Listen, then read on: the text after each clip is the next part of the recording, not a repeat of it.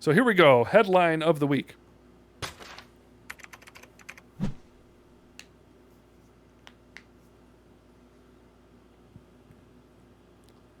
All right.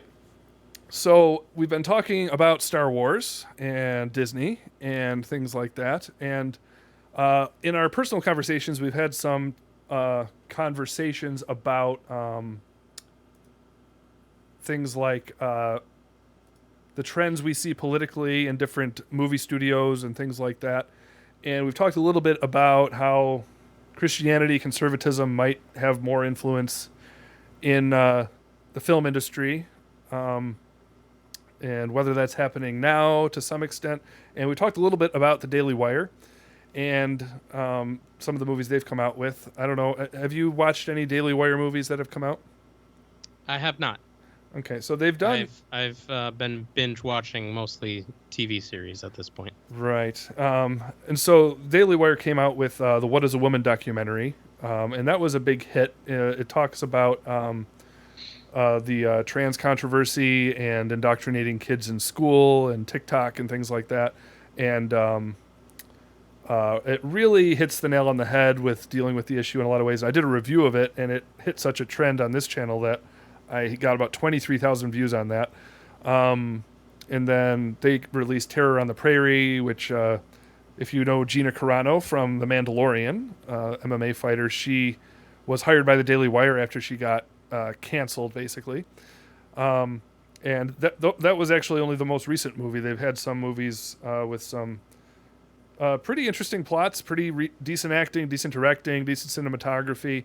And they're really putting an effort into building some good films into their streaming platform. And speaking of all that, we will check out our headline here. The Daily Wire hires former Disney exec as CMO. Okay. So that's okay. We have this really annoying advertisement that keeps popping up. Hopefully that doesn't keep up. I feel like I need a new watch all of a sudden. So, anyways, oh yeah, you see that? Look at all these lovely advertisements.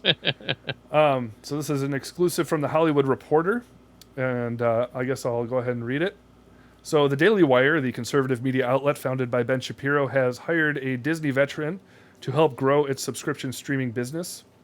The company has tapped Eric Caballero as its new CMO, overseeing all marketing for the company, particularly as it continues to invest in the entertainment business, arguing that legacy companies like Disney have abandoned their family-friendly roots. Caballero most recently worked as vice president in Disney's Media and Entertainment Distribution Group. Among other projects, Caballero will lead marketing for the Daily Wire Plus, the company's streaming platform. While it includes politically focused content from the Daily Wire as well as some other conservative programming, the company is moving further into entertainment, committing $100 million to produce kids and family fare, and expanding into original movies, including a Gina Carano-led offering called Terror on the Prairie. Earlier this month, the company hired Chris Sonnenberg, the showrunner on Disney Channel's Rapunzel's Tangled Adventure, to serve as VP animation, and it is signaling other hires from traditional media outlets may follow.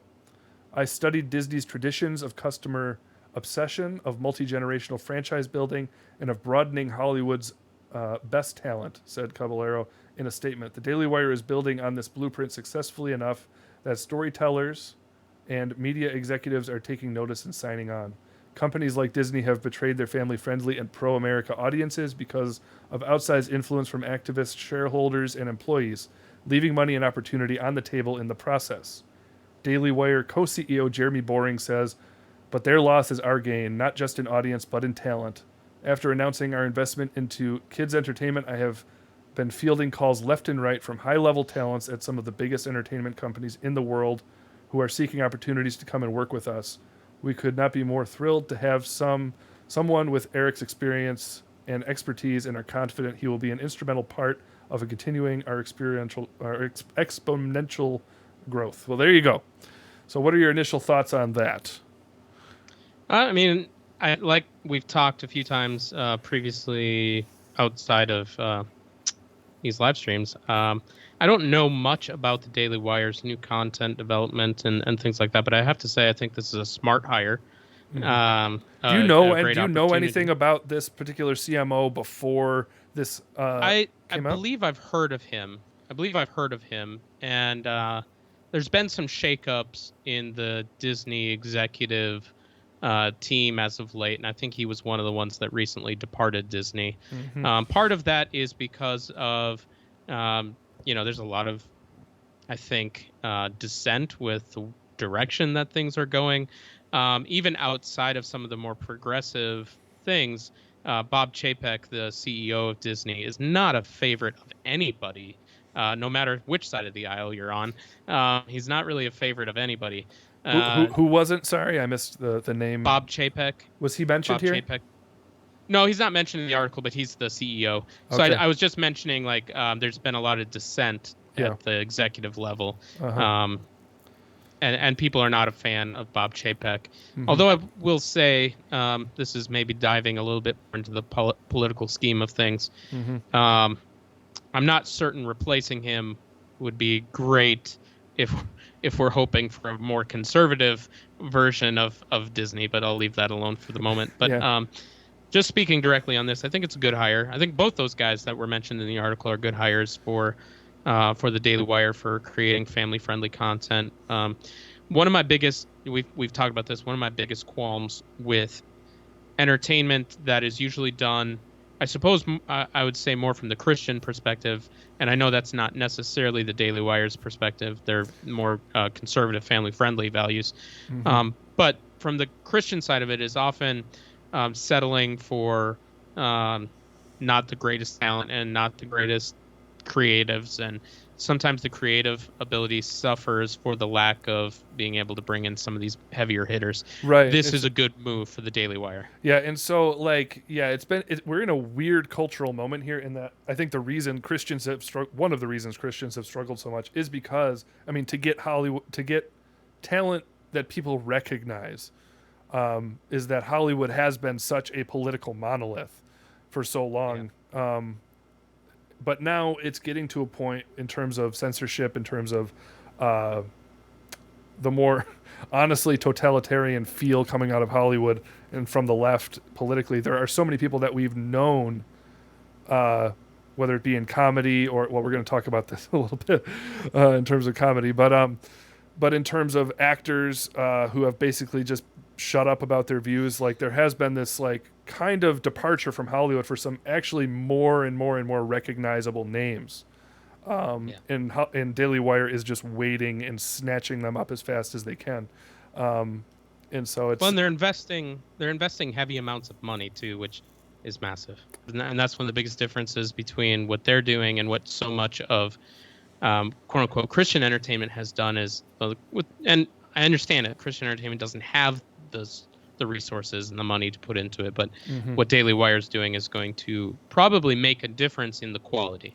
Yeah, this is sort of like the mixed feelings I've had recently about it. Is that like it's unfortunate, but it's true. Like the just having the money resources is one of the major issues, and this like the Daily Wire probably is one of the first, at least in my lifetime, that I've seen like that actually has a committed, more conservative leaning, like explicit agenda, and they actually have weight to throw around to carry it out. Yeah.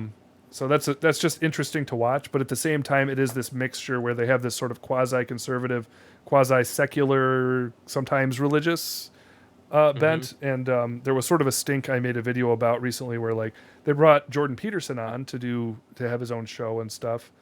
And he's like classically liberal, you might say, but has a lot of conservative opinions, a lot of great, I'd say even heroic ways he's defended free speech and things like that. But he's very pragmatic in a lot of ways. Like technically, philosophically speaking, he calls himself a pragmatist.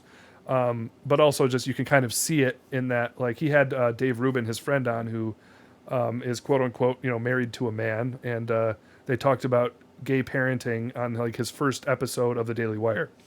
Mm.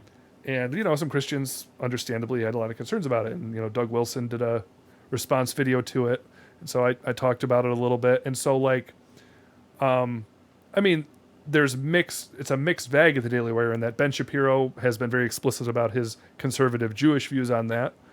He would not be on the same page, and then same with probably Matt Walsh, who's a Roman Catholic.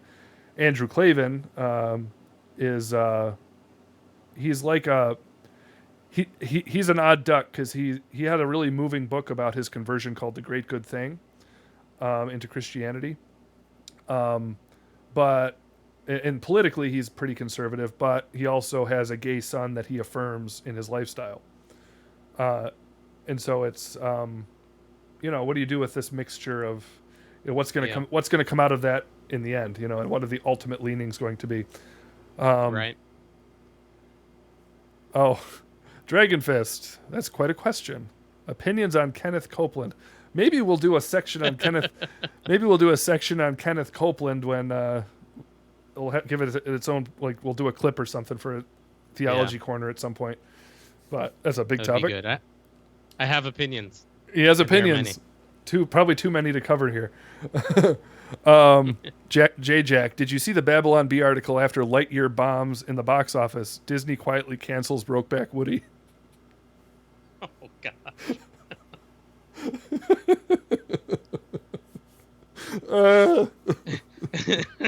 We'll We'll leave that one alone.